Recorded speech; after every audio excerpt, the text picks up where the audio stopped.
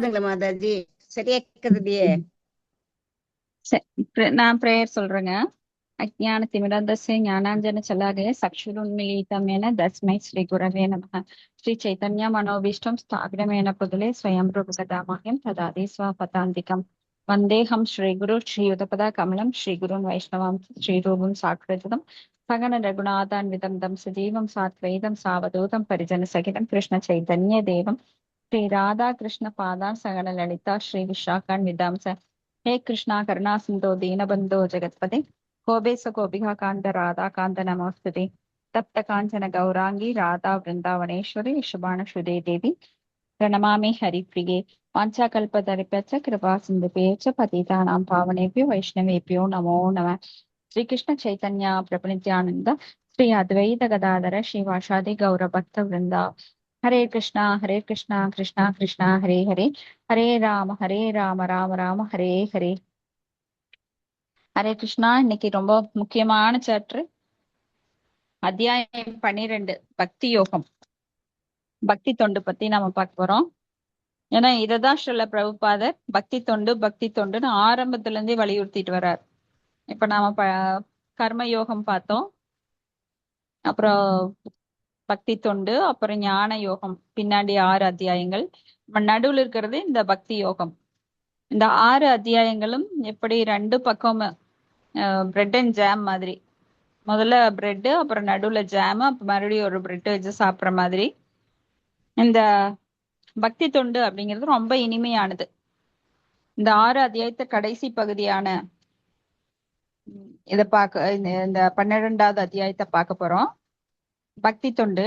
அர்ஜுனா வாச்ச, முதல் 1ல இருந்து 7 வரைக்கும் உருவவாதம்னா என்ன, அருவவாதம் என்ன அப்படிங்கறத பத்திய விளக்கத்தை நாம பார்க்க போறோம். அர்ஜுன உவாச்ச ஏவம் சதத யுக்தா ये भक्तास्त्वां पर्युपासते ये चाप्यक्षरम् अव्यक्तं தேசாம் கே யோக வித்தமாக. அர்ஜுனன் வினவினான், மிகவும் பக்குவமானவர்களாக கருதப்படுபவர்கள் யார்? எப்பொழுதும் உமது பக்தி தொண்டில் முறையாக ஈடுபட்டிருப்பவர்களா அல்லது தோன்றாத ஆர்வ பிரம்மனை வழிபடுபவர்களா? சோ இந்த கேள்வி எல்லாம் எல்லாருக்குமே வரும். யார் பக்தியில மிக உயர்ந்தவர்கள்? அதாவது தோன்றாத உருவத்தை, இப்ப நாம பார்த்த விஸ்வரூபம் அந்த மாதிரி ரூபமா, இல்ல தோன்றாத உருவம் அப்படின்னா பகவானுக்கு உருவமே இல்ல, பிரம்மஜோதி மட்டும்தான், அவர் ஒரு ஜோதி வடிவமா இருக்காரு அப்படின்ற உருவமா, அல்லது எப்போதும் உண்மை நினைத்து பக்தி தொண்டில ஈடுபடுறவங்களா அப்படின்னு கேக்குறார். இல்ல பிரபுபாதர் பொருளுரைத்தரார். தனது தனிப்பட்ட உருவம், அருவம் மற்றும் விஸ்வரூபத்தை விளக்கிய கிருஷ்ணர் எல்லாவித பக்தர்கள் மற்றும் யோகிகளை பற்றியும் விவரித்துள்ளார். ஆன்மீகவாதிகள் பொதுவாக 2 பிரிவா பிரிக்கப்படுறாங்க. ஒண்ணு அருவவாதிகள், இன்னொன்னு உருவத்தை வழிபடுறவங்க. உருவத்தை வழிபடுற பக்தன் முழு சக்தியுடன் பரமபுருஷரின் சேவையில் தன்னை ஈடுபடுத்துறான். ஏன்னா பகவானுக்கு உருவம் இருக்கிறதுன்னு தெரிஞ்சா அவருக்கு எத்தனையோ சேவைகள் பண்ணலாம். சோ அவரது உருவத்தை விக்கிரகமாக இங்க கொண்டு வந்து ஆவகானம் பண்ணி அதுக்கு பகவானே அதுல உள்ள வந்து இறங்குறார். அப்போ வெறும் அது சிலையோ மண்ணோ இல்ல களிமண்ணாலோ இல்ல கற்களாலோ இல்ல பஞ்சலோகங்களாலோ செய்யப்பட்டது கிடையாது. இப்ப பகவானே அங்க சாக்ஷாத் அந்த சிலையில வந்து இறங்கி இருக்கார். ஏன்னா நாம பகவானை சகுன வழிபாட்டுல எல்லா குணங்களுடன் உள்ளவராக, அவருக்கு பசிக்கிற மாதிரியும் அவருக்கு தாகம் எடுக்கிற மாதிரியும் நம்மளை போலவே அவரை ஃபீல் பண்ணி அவருக்கு தண்ணீர், ஒரு குவளையில தண்ணீர் வைக்கிறது, அவருக்கு பசிக்கும் நினைச்சு சாப்பாடு கொடுக்கறது, அவருக்கு ட்ரெஸ் பண்றது, குளிக்க வைக்கிறது, அவரை உறங்க வைக்கிறது. லட்டு கிருஷ்ணால நிறைய பேர் வச்சிருப்பாங்க, அவங்க அப்படிதான் பண்ணுவாங்க. அது போல எல்லா டேட்டிஸ் வச்சிருக்கிறவங்க இந்த மாதிரி பண்ணுவாங்க. அப்போ கௌரணித்தாய் அவங்களையும் அப்படித்தான் பண்ணுவாங்க. உறங்க வைப்பாங்க, ட்ரெஸ் மாத்துவாங்க, குளிக்க வைப்பாங்க, அவங்க கூட பேசுவாங்க. நமக்குள்ள ஒரு பெரிய நபர் வீட்டுக்குள்ள இருக்கிறதா அவங்க அந்த வீட்டுல அவங்களுடைய ஈடுபாடு அந்த விக்கிரக வழிபாட்டுல நல்லா ஊறி இருக்கும். ஸோ பகவானை ஒரு உருவமா மதிச்சா மட்டும்தான் இதெல்லாம் பண்ண முடியும் சேவைகள். இல்ல உருவமா இல்லாத ஒரு அருவமான ஒன்றுக்கு நம்ம வந்து இந்த மாதிரி சேவைகள் பண்ண முடியாது. குளிக்க வைக்கவோ இப்ப பிரம்மஜோதின்னு எடுத்துட்டீங்கன்னா உங்களால குளிக்க வைக்க முடியுமா, இல்ல அவருக்கு படையல் போட முடியுமா, படைக்க முடியுமா, அதை பிரசாதமா நாம சாப்பிட முடியுமா? எதுவுமே கிடையாது. அது வந்து வரட்டுத்தனமானது. அருவபாதி அப்போ தன்னை அந்த அருவத்துல ஈடுபடுத்துறான். ஆனா கிருஷ்ணருடைய நேரடி சேவையில் அல்லாமல் தோன்றாத அருவ பிரம்மின் மீதான தியானத்தில் அவன் தன்னை அப்படி ஈடுபடுத்துறான். இப்போ பூரண உண்மையை உணர்வதற்கு பல வழிமுறைகள் இருக்கு. அதுல பக்தி யோகம் தான் சிறந்தது. ஏன்னா யோகா லேடர் நாம பார்த்தோம், பலவிதமான யோகங்கள் இருக்கு. கர்ம யோகம், ஞான யோகம், பக்தி யோகம், அஷ்டாங்க யோகம். ஆனா அதுல என்ன உயர்ந்தது அப்படின்னா பக்தி யோகம் தான் உயர்ந்தது. ஏன்னா எல்லா யோகங்களும் கடைசியில பக்தி யோகத்தை மிதிச்சுதான் அந்த முழுமை அடைய முடியும். அந்த படியை மிதிக்கணும். இல்ல கீழே கீழே இருக்கிறவங்க இல்லைன்னா மேல ஏற முடியாது, பகவானோட லோகத்துக்கு போகவே முடியாது. அப்போ கர்மயோகம், ஞான யோகம், அஷ்டாங்க யோகம் இதுல எல்லாம் கொஞ்சம் வெற்றி இருக்குதுன்னா அதுல கூட கொஞ்சம் பக்தி இருந்தா மட்டும்தான் வெற்றி அடையும். ஆனா பக்தி யோகத்திற்கு கர்மமோ ஞானமோ அஷ்டாங்க முறைகளோ தேவைப்படவில்லை. பக்தி யோகம் தனித்து நிலையா நிற்கக்கூடியது. ஆனா மற்ற யோகங்கள் பக்தி யோகத்தை சார்ந்து இருக்குது, டிபெண்ட் பண்ணி இருக்கு. இப்ப புருஷோத்தமரான முழுமுதற் கடவுளுடன் உறவு கொள்ள யாராவது விரும்பினா அவன் பக்தி தொண்டை ஏற்க வேண்டியது அவசியம். பரமபுருஷரை வந்து பக்தி தொண்டின் மூலமா நேரடியா வழிபடுபவர்கள் உருவவாதிகள். அருவ பிரம்மன் மீதான தியானத்தில் ஈடுபடுத்துறவங்க அவங்க அருவவாதிகள். இதுல எந்த நிலை சிறந்தது அப்படின்னு அவர் கேட்கிறார், அர்ஜுனன் கேட்கிறார். இப்ப பூர்ண உண்மையை உணர்வதற்கு பல நிலைகள் இருந்தா கூட தனக்கு செய்யப்படும் பக்தி தொண்டே எல்லாவற்றையும் விட சிறந்தது அப்படின்னு கிருஷ்ணர் நம்மளுக்கு சொல்றார். இப்ப இறைவனுடன் தொடர்பு கொள்வதற்கான மிகவும் நேரடியான எளிமையான வழிமுறை இதுதான். சோ இது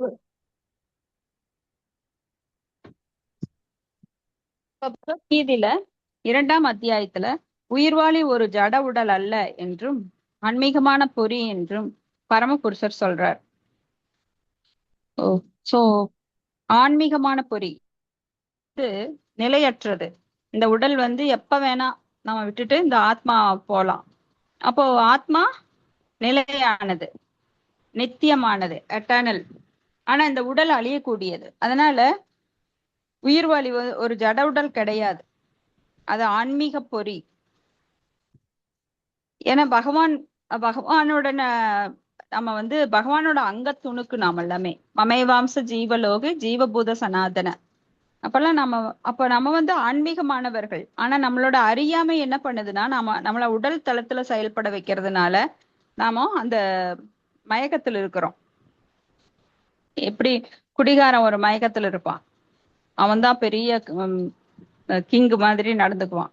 அது போல நாம் எல்லாருமே இந்த உடல் அடையாளத்துல இருக்கும்போது நாம என்ன நினைக்கிறோம்னா அந்த போதையில இருக்கிறோம். நான் வந்து பெரிய ஆள் இந்த சமுதாயத்துல, எனக்கு இந்த உடல், எனக்கு இந்த பேரு, எனக்கு இந்த படிப்பு, எனக்கு இந்த சொத்து அப்படின்னு நான் எனது அப்படிங்கிறதுல மயங்கி இருக்கிறோம். ஆனா உண்மையிலேயே நாம யாரு அப்படின்னா ஆன்மீக பொறி, ஆன்மீகமானவர்கள். அப்ப மேலும் பரம உண்மையே ஆன்மீக முழுமையாகும். பரம உண்மை அப்படின்னா பகவான் கிருஷ்ணர். ஆன்மீக முழுமை அப்படின்னா அவரை உணர்வதுதான் ஆன்மீக முழுமை. 7ஆவது அத்தியாயத்துல பூரண உண்மையின் அம்சமே உயிர்வாழி. சோ அவர் இப்பதான் நாம சொன்னோம், மமே மாம்ச ஜீவலோகே ஜீவபூத சனாதனன். சோ அவருடைய அம்சம் நாம் எல்லாருமே. அப்ப இந்த உயிர்வாழி தனது கவனத்தை பூர்ணத்திடம் முழுமையாக திசை திருப்ப வேண்டும். அப்ப நாம அவர்கிட்ட இருந்து பிரிஞ்சதுனால அவருடைய சேவை தான் நம்மளுக்கு முழுமையை தரும். நாம வந்து நம்ம புலன்களை திருப்திப்படுத்துறதுக்கு, இப்ப ஒரு கையோ காலோ நம்ம உடல்ல இருந்து பிரிஞ்சு நான் தனியா இருக்கிறேன், உனக்கு ஏன் நான் சேவை செய்யணும் அப்படின்னு சொல்லிட்டு ஒரு கை நினைக்குது, நான் ஏன் உனக்கு எடுத்து கொடுக்கணும் வாயான உனக்கு. அப்ப வாய் சொல்லுது, உனக்கே நாம் என்ன என்னுடைய இத நான் என்னோட எனர்ஜி வேஸ்ட் பண்ணணும் அப்படின்னு வாய் சொல்லுது. கண்ணு சொல்லுது, நான் ஏன் உனக்காக பார்க்கணும் அப்படி. உடல்ல ஒவ்வொரு உறுப்புகள் சண்டை போட்டுச்சுன்னா அங்க எதுவுமே இருக்காது. அது போல பகவான் நம்மளுடைய உடல், நாமெல்லாம் பகவானோட உடல்ல சிறு அங்கங்கள். சோ பகவானுக்கு சேவை செய்யறது தான் ஒரு சேவகன் கடமை. நாமெல்லாம் பகவானோட நித்திய சேவகர்கள். பகவான் ஒரு உடம்பு, நாமெல்லாம் உடம்போட அங்கங்கள், சிறு அங்கங்கள். அப்போ அந்த சேவை செஞ்சா மட்டும்தான் நம்மளால திருப்தியா இருக்க முடியும். சோ நம்மள பூர்ணத்திடம் முழுமையாக திரும்ப வேண்டும். பின்னர் மீண்டும் 8ஆம் அத்தியாயத்துல நான் சொல்லப்பட்டிருக்கு, நம்ம தனது உடலை விடும் நேரத்தில் கிருஷ்ணரை எண்ணுபவன் யாராக இருந்தாலும் அவன் ஆன்மீக வானில் உள்ள கிருஷ்ணருடைய உலகத்திற்கு உடனடியாக மாற்றப்படுவான். சோ கிருஷ்ணரை மரண சமயத்துல தனது உடலை விடும் நேரத்தில் கிருஷ்ணரை எண்ணுபவன் யாரு உடலை விடுறப்போ கிருஷ்ணரை நினைப்போமோ அவங்க ஆன்மீக உலகத்திற்கு ஏற்றம் பெறுவார்கள். காலையில தான் இதை பத்தி விவாதிச்சோம் பாகவதத்துல. எம் வாபி ஸ்மரன் பாவம் தியஜத்தந்தே கலேவரம் தம் தமே வைதி கவுந்தேய சதா தத் பாவ பாவிதக அப்படின்னு. யாரு எந்த பாவத்துல உயிரை விடுறாங்களோ அந்த பாவத்துலதான் உடல் கிடைக்கும். இதுக்கு எடுத்துக்காட்டு பரத மகாராஜா பார்த்தோம், அவர் எப்படி மான் வடிவெடுத்தார் அப்படின்னு. சோ யாரு அந்த நேரத்துல கிருஷ்ணரை நினைக்க முடியலையோ அவங்களுக்கு ரொம்ப கஷ்டம். ஏன்னா நாம முதல்ல இருந்து என்ன சுபாவத்துல இருக்கிறோமோ அதுதான் மரண நேரத்துல வெளிப்படும். அதனாலதான் நிறைய பேர் நான்வெஜ் சாப்பிடணும்னு ஆசைப்படுவாங்க இறக்குற நேரத்துல. எனக்கு அது வேணும் இது வேணும்னு கேட்பாங்க. சிலர் ரொம்ப பற்றுடையவர்கள், இந்த பௌதிகத்துல பற்றுடையவங்களுக்கு அந்த மண்ணை எடுத்து வாயில போட்டுவாங்க. நிலத்து மேல பற்று இருந்தா அந்த மண் எடுத்து வாயில போடுவாங்க. சோ இது பலதும் நம்ம பார்த்திருக்கோம். காசு மேல பற்று இருக்கிறவங்களுக்கு காசை உரைச்சு ஊத்துவாங்க.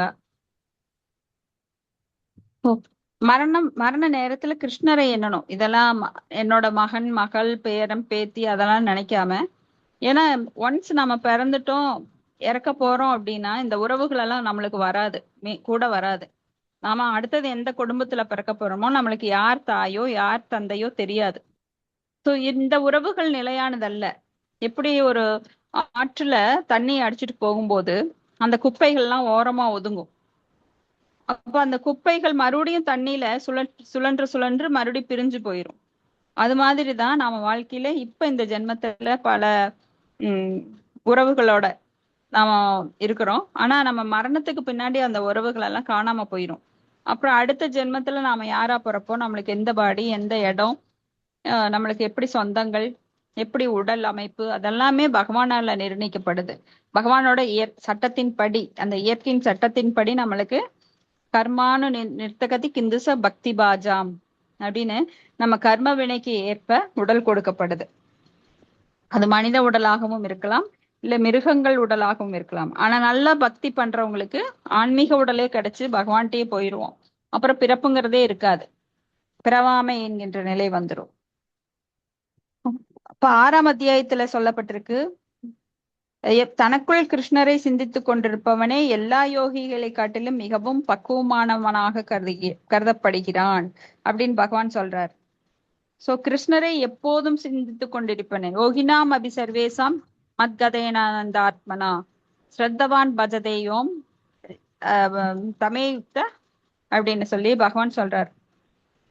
யோகிகள் யார் சிறந்தவர் அப்படின்னா, எப்பொழுதும் என்னை நினைத்து சதா சர்வ காலமும் இடைவிடாமல் அகைதுகி அப்ரதிஹதா, அதாவது கேப்பே இல்லாம 1 மணி நேரம் பகவானை மறந்துட்டு சினிமா பாக்குறேன், 1 மணி நேரம் எப்ப பாரு அவரையே இப்ப நினைச்சிட்டு இருக்கிறதா, எப்ப பாரு அவரை பத்தி பகவத்கீதை கேட்கறதா, பாகவதம் கேட்கறதா, போர் அடிக்குது, நான் போய் வேற ஏதாவது ஒரு டிவில டிராமா பார்த்துட்டு வரேன், இல்ல பர்ச்சேஸுக்கு போறேன், அவரை நினைக்கிறத விட்டுட்டு நான் வேற ஏதாவது செய்யறேன் அப்படின்னு சொன்னா அது உண்மையான பக்தி இல்லை. ஏன்னா நம்மள ஃபோர்ஸ் பண்ணி அதுல ஈடுபடுத்துறதை விட அதுல ஒரு ருச்சி காண்பதுதான் உண்மையான பக்தி.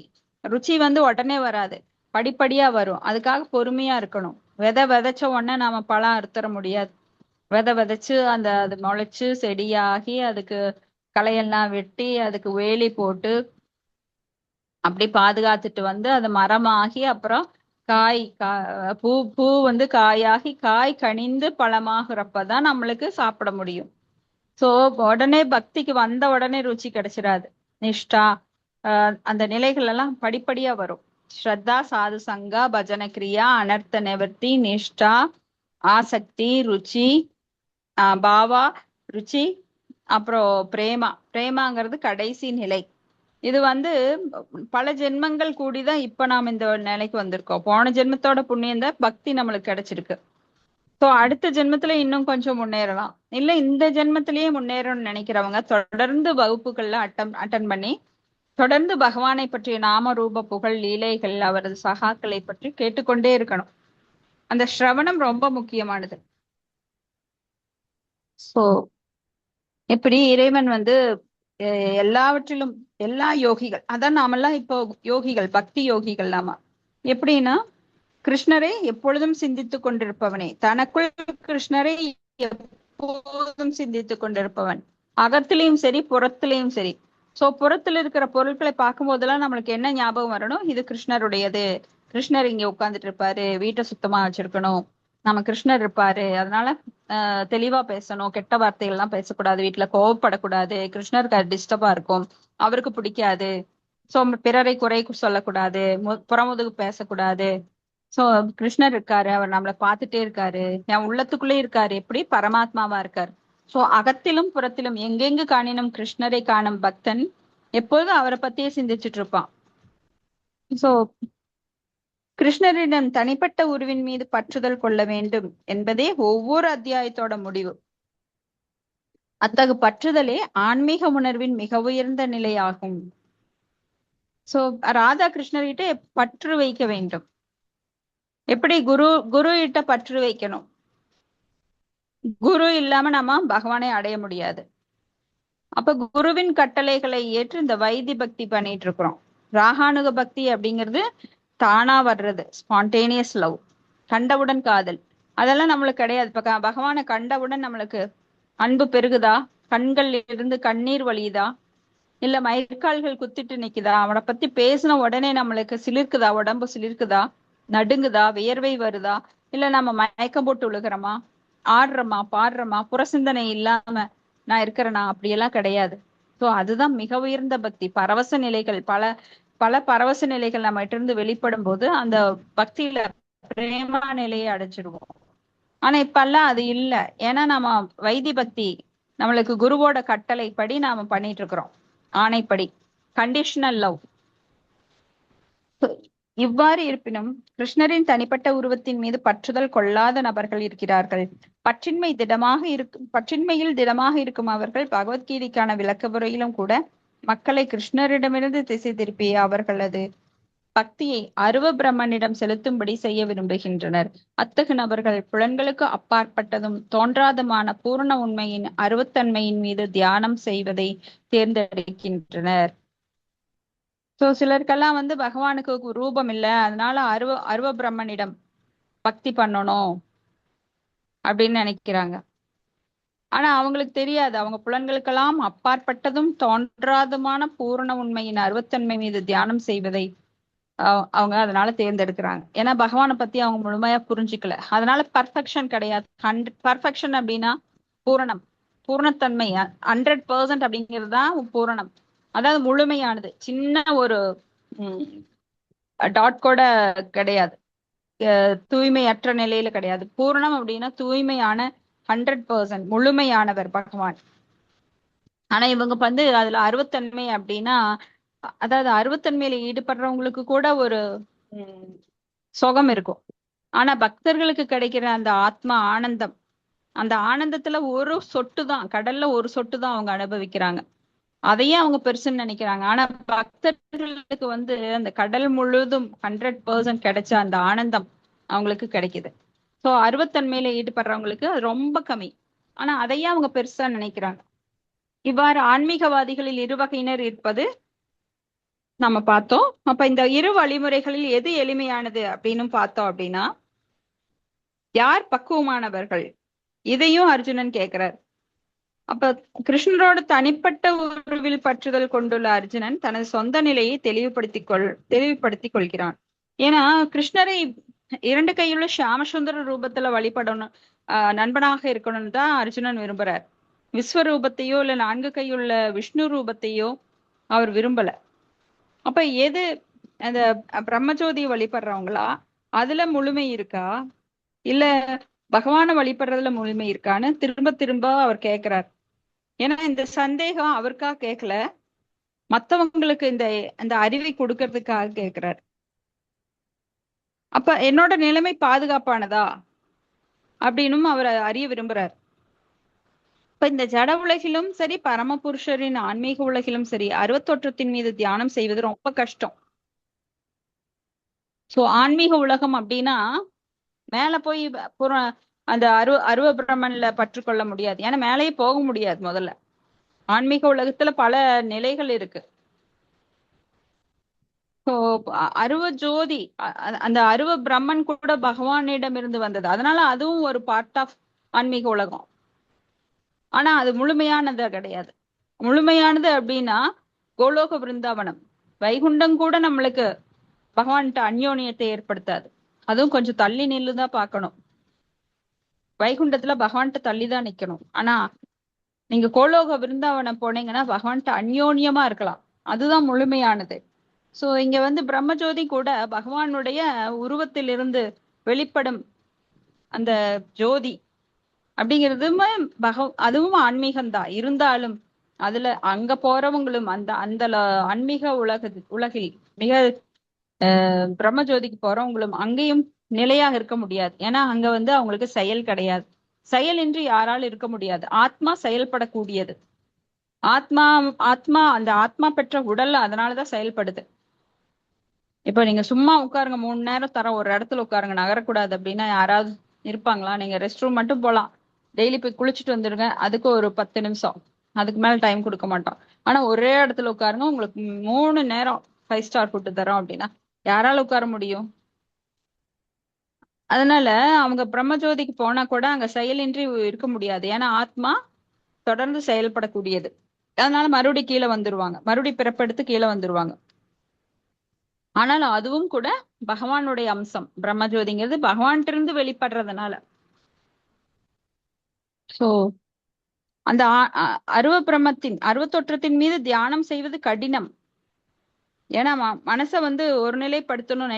புருவத்து மத்தியில வந்து ஒரு பிரம்ம ஜோதி, ஒரு ஒளிச்சுடர் தெரியுது, அதுல நீங்க கான்சென்ட்ரேட் பண்ணுங்க.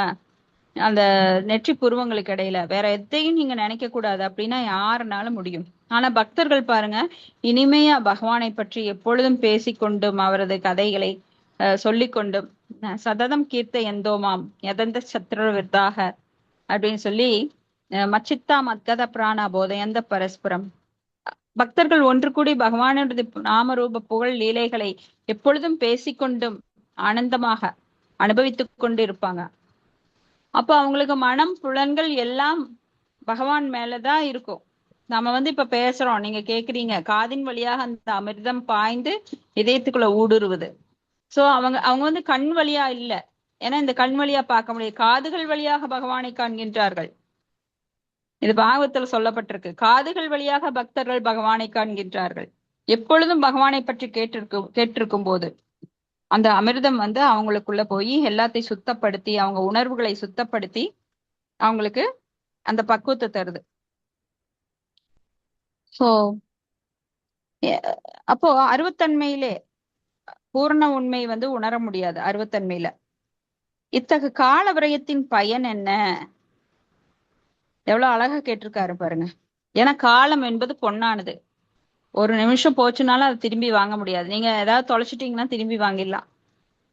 ஆனா காலத்தை தொலைச்சவங்க யாராவது திரும்பி வாங்கியிருக்காங்களா? இல்ல நான் ஒரு வயசு சின்னதா மாறி அப்புறம் வர்றேன், நான் பாருங்க பின்னாடி கால் வைக்கிறேன், ஒரு வயசு சின்னதா மாறிடுவேன், ஒரு வயசு போன வருஷம் எப்படி இருந்தனோ அப்படி மாறிடுவேன், அப்புறம் நான் மறுபடி திரும்பி வர்றேன் அப்படின்னா முடியவே முடியாது.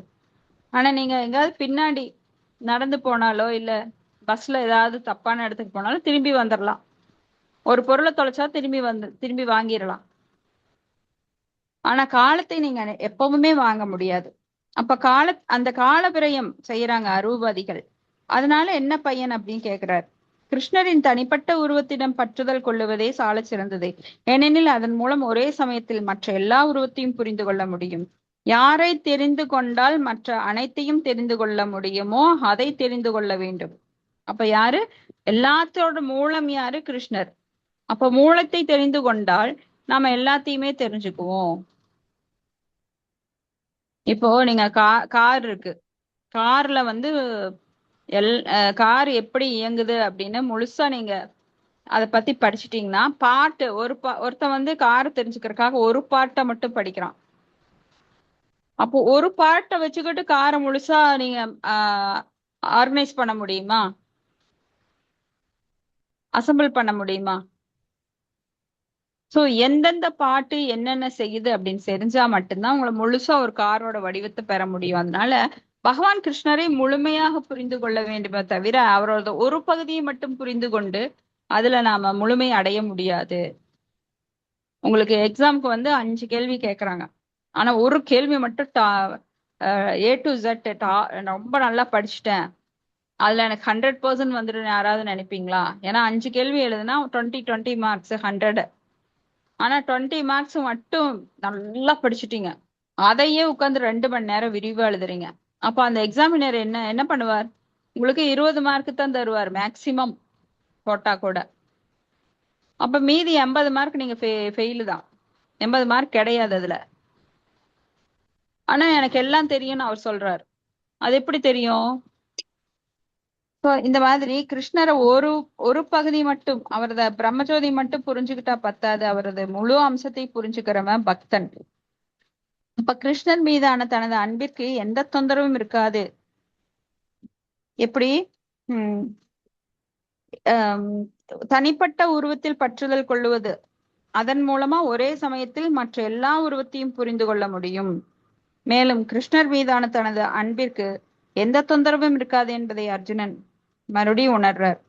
சோ அர்ஜுனனால் கிருஷ்ணரிடம் கேட்கப்பட்ட இந்த முக்கிய கேள்வி பூரண உண்மையை பற்றிய அருவக்கருத்திற்கும் உருவக்கருத்திற்கும் இடையே வேறுபாட்டை தெளிவுபடுத்தும். சோ அவருக்கு எதுக்காக கேள்வி கேட்கிறார்? அருவ பிரம்மன் உயர்ந்ததா இல்ல பகவானுடைய அந்த உருவம் முக்கியமானதான்னு கேட்கிறார். எது முழுமையானது? அப்ப அவனுக்கு ஏற்பட கால விரயம், அதை வந்து ஈடு செய்யவே முடியாது. ஏன்னா இந்த பகவானே உணர்றதுக்கு தான் இந்த பிறவிகள் தோறும் நம்ம கஷ்டப்பட்டுட்டு இருக்கிறோம். அப்போ அதுல வந்து மனித பிறவியில எல்லாம் உணரவே முடியாது. அப்போ இந்த சாரி மிருக பிறவியில உணரவே முடியாது. மனித பிறவி ரொம்ப அரிதானது, அது கொடுக்கும்போது அதுக்காக பயன்படுத்தணுமே தவிர இந்த மாதிரி காலவிரயமாகிற கர்ம காண்டம் ஞான யோகம் அதுல எல்லாம் போய் சிக்க கூடாது. இப்ப பக்தி யோகம் வெகு சிலருக்கு அபூர்வமா கிடைக்கக்கூடியது. அதுல இருக்கிறவங்க கண்டிப்பா இதை புரிஞ்சுப்பாங்க, இல்லாதவங்களுக்கும் அதை எடுத்து கொடுப்பாங்க, தான் பெற்ற இன்பம் இந்த வையகம் பெறவே அப்படின்னு. அடுத்தது ஸ்லோகம் 2. ஸ்ரீ பகவான் உவாச்ச மய்யாவேஷ்டிய மனோ யே மாம் நித்யயுக்தா உபாசதே ஸ்ரத்தயா பዮ பரயோபேதாஸ் தேமே யுக்த தமா மதாஹ. புருஷோத்தமரான முழுமுதற் கடவுள் கூறினார், எனது தனிப்பட்ட உருவத்தின் மீது மனதை நிலைநிறுத்தி திவ்யமான நம்பிக்கையுடன் எப்போதும் எனது வழிபாட்டில் ஈடுபட்டிருப்பவர்கள் மிகவும் பக்குவமானவர்களாக என்னால் கருதப்படுகின்றார்கள். பொருளுரை: எவனொருவன் தனது தனிப்பட்ட உருவத்தின் மீது மனதை நிலைநிறுத்தி பக்தியுடனும் நம்பிக்கையுடனும் என்னை வழிபடுகிறானோ அவனே யோகத்தில் மிகச்சிறந்தவன் அப்படின்னு இங்க அர்ஜுனன் தெளிவா சொல்றாரு அவர் கேள்விக்கு. சோ முதல்ல கேட்ட கேள்விக்கு இங்க ஆன்சர். தனிப்பட்ட உருவத்தின் மீது மனதை நிலைநிறுத்தி, பகவானோட தனிப்பட்ட ரூபம் நம்ம மறுபடியும் பேசணும் விஸ்வரூபத்திலேயே, அவரது 2 கை ரூபமுள்ள திரிபங்க நிலையில் உள்ள ஷியாம சுந்தர ரூபம். கிருஷ்ணஸ்து பகவான் ஸ்வயம், அந்த ஸ்வயம் கிருஷ்ணாவை வழிபடணும். இத்தகைய கிருஷ்ண உணர்வில் இருப்பவனுக்கு ஜட செயல்கள் எதுவும் கிடையாது, ஏனெனில் அனைத்தும் கிருஷ்ணருக்காக செய்யப்படுகிறது. தூய பக்தன் சதா சர்வ காலமும் செயலில் ஈடுபட்டுள்ளான். சில நேரங்களில் அவன் ஜபம் செய்கிறான், சில நேரங்கள்ல சில புத்தகங்களை படிக்கவோ கேட்கவோ செய்யறான், சில நேரங்கள்ல பிரசாதம் சமைக்கிறான், சில நேரங்கள் கிருஷ்ணருக்காக ஏதேனும் வாங்குவதற்கு சந்தைக்கு போறான், சில நேரங்கள்ல கோயிலை சுத்தம் பண்றான், பாத்திரங்களை கழுவுறான். இப்ப அவன் எதை செய்தாலும் சரி தனது செயல்களை கிருஷ்ணருக்கென அர்ப்பணிக்காமல் நொடி பொழுதையும் கழிப்பதில்லை. இத்தகைய செயல் பூரண சமாதியில் இருப்பதாகும். பூரண சமாதின்னு சில பேர் அப்படியே உக்காந்துட்டே தியானம் பண்ணுவாங்க, அது ரொம்ப கடுமையானது. அதுல எல்லாம் வெற்றி பெறணும் அப்படிங்கிறது ரொம்ப ரொம்ப கடுமை. ஆனா இது எளிமையான வழி. பகவானை பற்றி கேட்கறதே ஒரு பெரிய பக்தி தொண்டு. ஸ்ரவணம், அடுத்தது கீர்த்தனம். நாம காலையில எந்திரிச்சு 5 மணிக்கு தொடங்கி நாம 7 மணி வரைக்கும் ஜபம் செய்யறோம், 16 மாலைகள். அதுவும் ஒரு சிரவணம், கீர்த்தனம். அப்புறம் ஸ்மரணம். அப்புறம் மத்த நேரங்கள்ல சில நேரங்கள்ல படிக்கிறோம், சில நேரங்கள்ல கேட்கிறோம், சில நேரங்கள்ல நாமம் சொல்றோம், சில நேரங்கள்ல அப்போ சும்மா உட்கார்ந்து இருக்கும்போது அதை நினைச்சு பாக்குறோம்.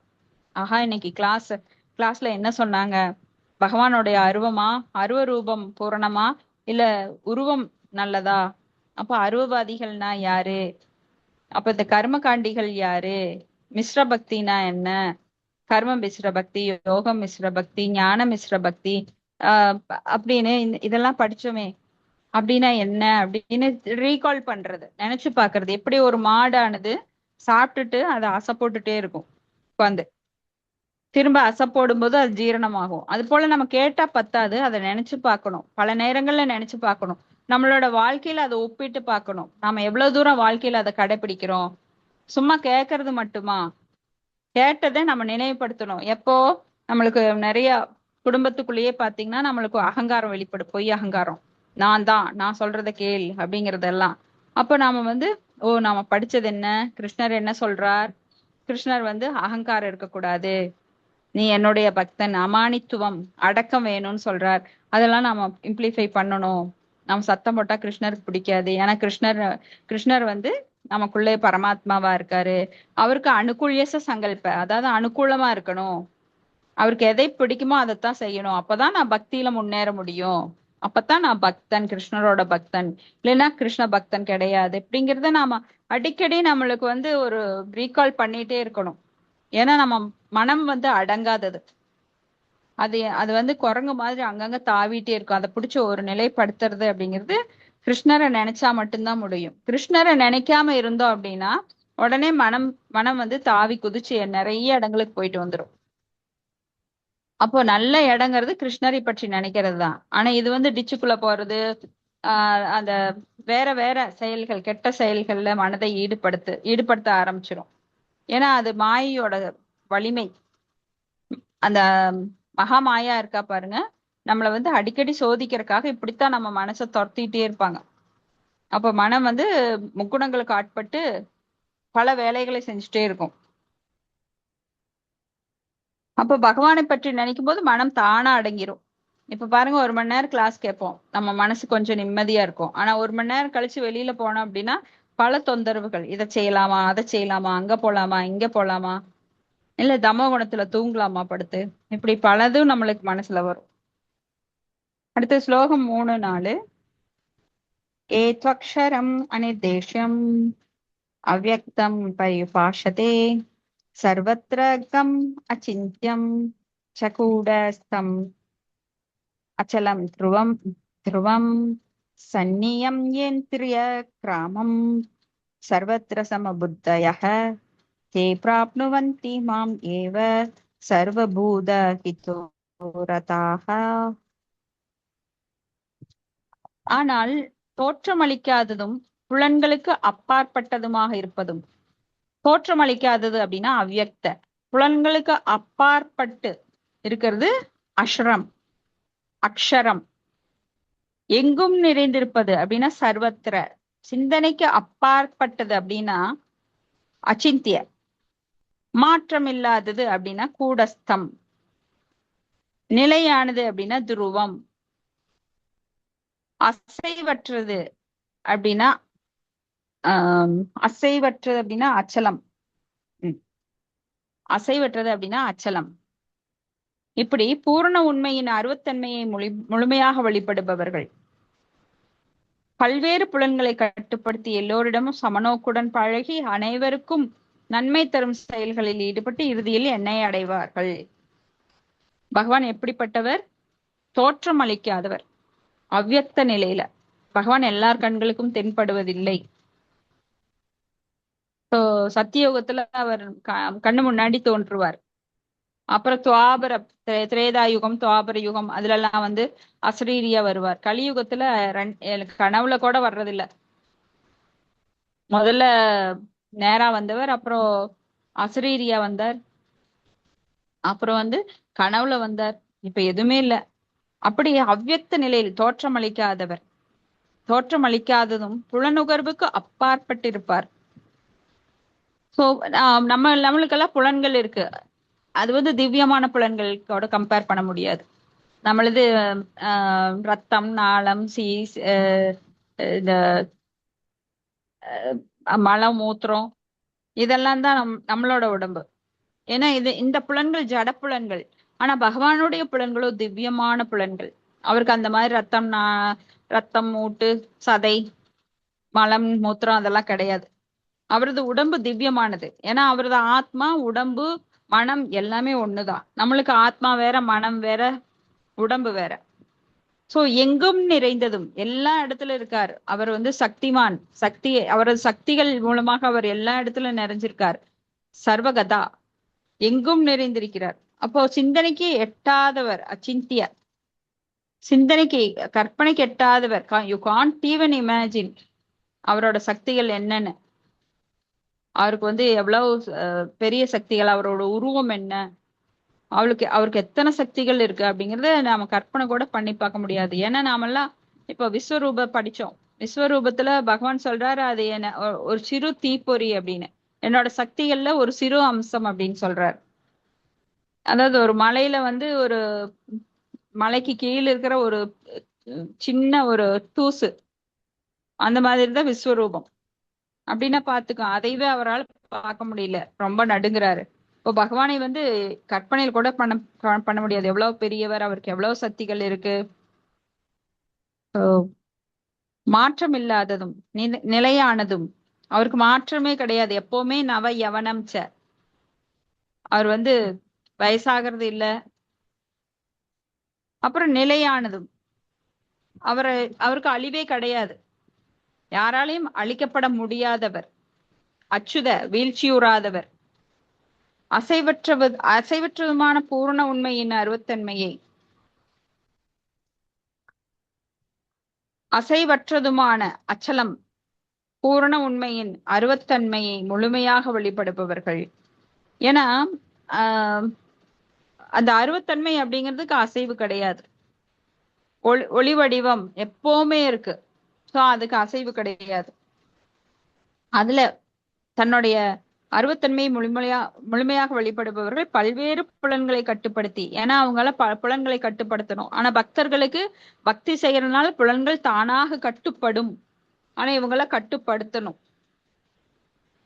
சோ எல்லார்கிட்டையும் சமநோக்குடன் பழகி அனைவருக்கும் நன்மை தரும் செயலில் ஈடுபட்டு கடைசி அன்னை வர்றாங்க. ஏன்னா இது கிரமமுத்தி. பக்தர்களுக்கு கிரமமுத்தி இல்ல, உடனே மேல லிப்ட்ல ஏறி மேல போயிடலாம். ஆனா இவங்க படிப்படியா ஏறி வர்றாங்க. அப்படி போறவங்க கூட சிலர் வெற்றி அடையலாம். சோ பரமபுருஷ பகவானை நேரடியாக வெளிப்படாமல் மறைமுகமான வழியின் மூலம் அடைய முயல்பவர்கள் இறுதியில் கிருஷ்ணரை அடைகின்றனர். அப்ப இதுக்கு ஒரு பிறவி பத்தாது, பற்பல பிறவிகள். பிறகு அறிவுள்ள மனிதன் வாசுதேவனே எல்லாம் என அறிந்து என்னிடம் அடைக்கலம் போகிறான். சோ பகுனாம் ஜென்மனாம் அந்தே ஞானவான் மாம் பிரபத்தியதே வாசுதேவ சர்வமிதி மகாத்மா சூதுர்லப. சூதுர்லப அப்படின்னா ரொம்ப அரிதானவன். பல பல பிறவிகளுக்கு பிறகு பூரண ஞானத்தை ஒருவன் அடையும் போது அவன் பகவான் கிருஷ்ணரிடம் சரணடைகிறான்.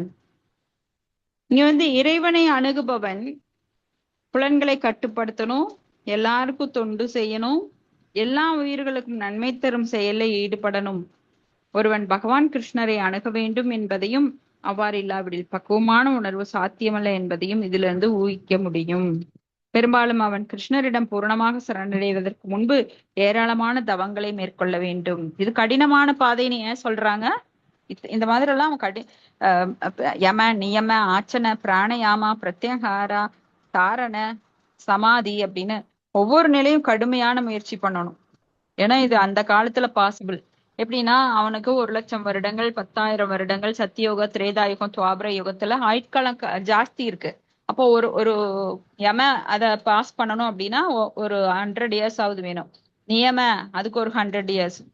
இப்படியாக ஒவ்வொரு 100 வருடங்களுக்கு ஒவ்வொன்றையும் அவன் பிராக்டிஸ் பண்ணி அதுல வெற்றி பெற்று அடுத்தடுத்து முன்னேறி கடைசியில இறுதியாக கிருஷ்ணரை அடையணுங்கிறது ஒரு நீண்ட காலம். நம்மளுக்கு அந்த நீண்ட காலம் எல்லாம் கிடையாது. இருக்கிறதே 100 வயசு. அதுலயே பாதி காலம் தூக்கத்துல போயிரும்.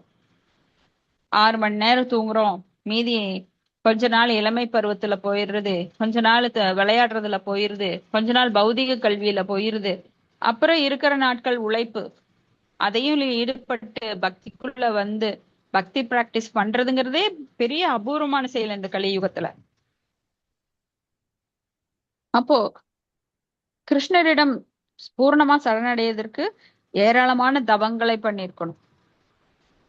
தவம் பண்ணணும், தானம் பண்ணணும், எல்லாருக்கும் நன்மை செய்யணும், எல்லாரையும் சமமா நடத்தணும்.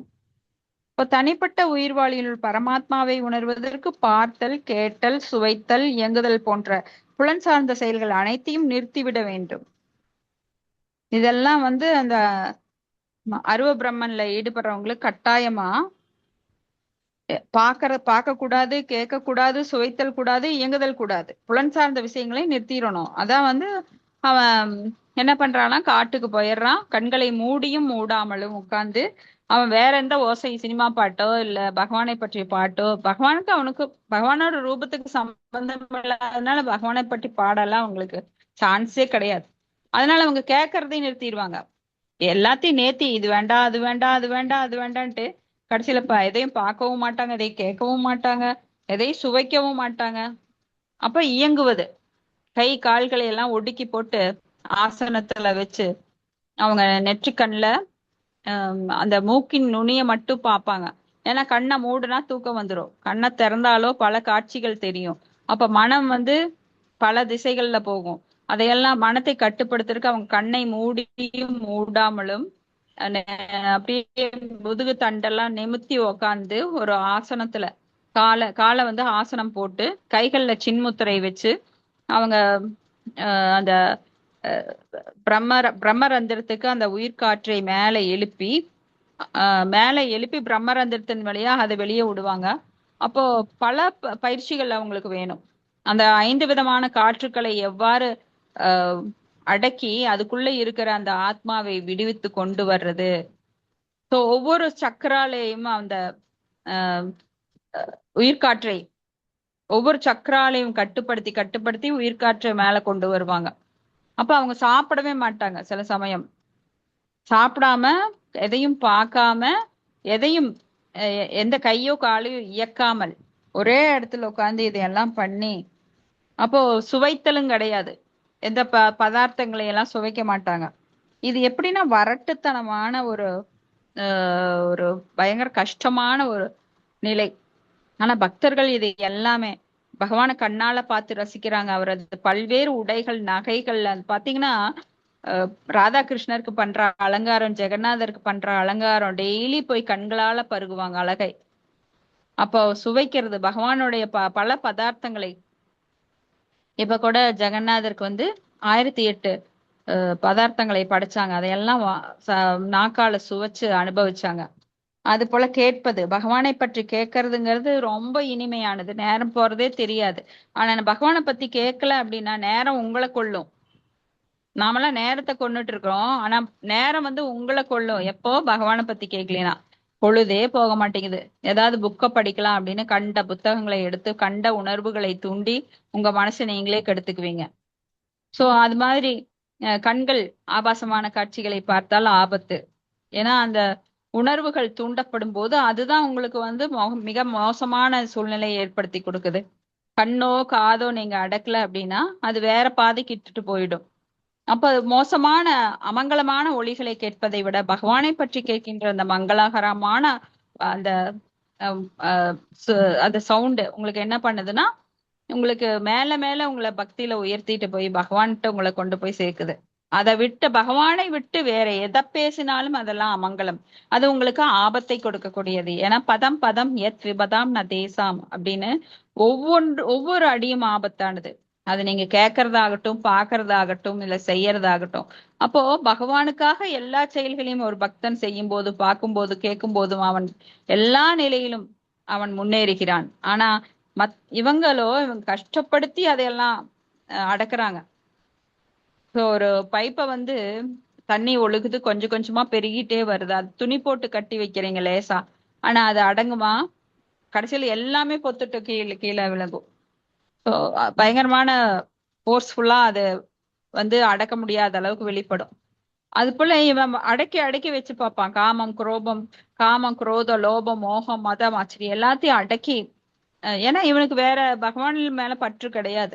பகவான் தான் நம்மை அடக்கக்கூடியவர். ஏன்னா அவர் தான் ரிஷிகேசர், புலன்களின் அதிபதி. அவர் தான் புலன்களை அடக்கக்கூடியவர். அவரை விட்டுட்டு நீ தானா அடக்க முற்பட்டா உனக்கு அந்த சக்தியே கிடையாது. ஏன்னா பகவான் பெரியவற்றுள் பெரியவர், நாம சிறியவற்றுள் சிறியவர்கள். நீ அந்த பொறுப்பை பகவான்கிட்ட கொடுத்துட்டீங்கன்னா அவர் பாத்துக்குவார். உனக்கு ரிஸ்கே கிடையாது. ஆனா நீ தான் அடக்குவ, நான் எனது அப்படிங்கிற அகங்காரம் அமாகாரம் இருந்தது அப்படின்னா எப்பவுமே அது தோல்வியில தான் கொண்டு போய் முடிக்கும். ஏன்னா பகவான் தான் நம்ம புலன்களை அடக்கக்கூடியவர். நம்மளுக்கு எந்த ஒரு அடுத்த செகண்ட் நடக்கிறது நம்ம பகவான்கிட்டயே கொடுத்துட்டோம்னா அது நல்லா நடக்கும். இல்ல நான் தான் எடுத்துக்குவேன், நீ வேண்டாம் தள்ளி நில்லு அப்படின்னா அந்த பாரத்தை நாம தான் சுமக்கணும். சோ பக்தர்கள் எல்லாத்தையும் பகவான்கிட்ட கொடுத்துட்டு ஜாலியா இருக்காங்க. அவங்களுக்கு எந்த மனக்கவலையும் இல்லை. ஏன்னா வெளியில பல துன்பங்கள் வந்தா கூட அவங்க மனதளவுல கலக்கம் அடையறது இல்ல. ஏன்னா எல்லாம் பகவான் பார்த்துப்பாரு.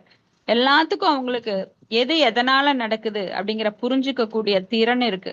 ஆனா அவங்களுக்கோ எந்த திறனும் கிடையாது. ஏன்னா பகவானை நம்பாதவங்களுக்கு பகவான் அந்த புத்தி தர்றது கிடையாது. ததாமி புத்தி யோகம் தன் ஏனமாம் உபயாந்தித்தே அப்படின்னு. சோ